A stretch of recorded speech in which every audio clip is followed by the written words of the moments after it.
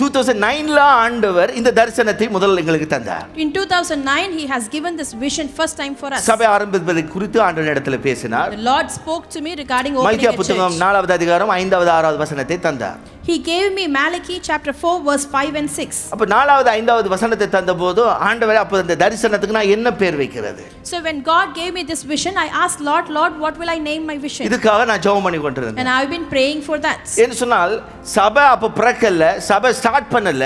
Start பண்றதுக்கு முன்பாகவே ஆண்டவர் தரிசனத்தை தந்துட்டாரு.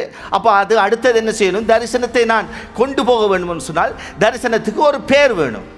The God has given me a vision even before the church was formed, so I was just asking God, if I need to take this vision up further, I need to have a name for the church. அப்ப அதுக்காக ஆண்டவருடைய சமூகத்திலே ஜெபம் பண்ணி கொண்டிருந்தேன். For that I've been in the presence of the Lord. அப்ப ஜெபம் பண்ணி கொண்டிருக்கும் பொழுது தான் இந்த மல்கியா புத்தகம் 4வது 5வது வசனத்துக்குள்ளாகவே டீப்பாக ஆண்டவர் எனக்கு உணர்த்தி வைத்தார். While I was praying for that, God just showed me these verses of Malachi 4 chapter 4 verse 5 and 6, and he took me deep அங்கே into எலியாவை this verse. ஆண்டவருடைய வருகைக்கு முன்பாக எலியா தீர்க்கதரிசி அனுப்புவதை குறித்து எழுதப்பட்டிருக்கிறது. And it was written about sending Elijah before the coming of Lord. அப்ப ஆண்டவர் எனக்குள்ள போட்டார். ஓகே, எலியா அந்த நேம் வந்தது.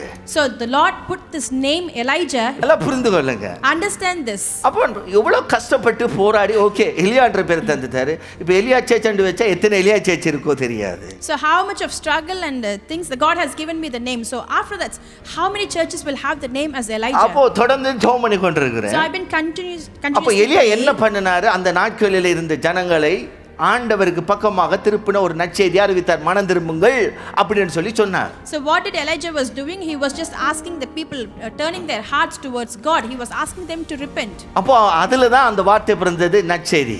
And that is where I got this அப்ப எலியா நற்செய்தி மினிஸ்ட்ரி ஊழியம் என்று வைத்தோம். Good news. So then I just named it as Elijah Good News Ministries. இப்படி தான் இந்த எலியா நற்செய்தி ஊழியம் பிறந்திருக்கிறது இந்த லோகத்துல.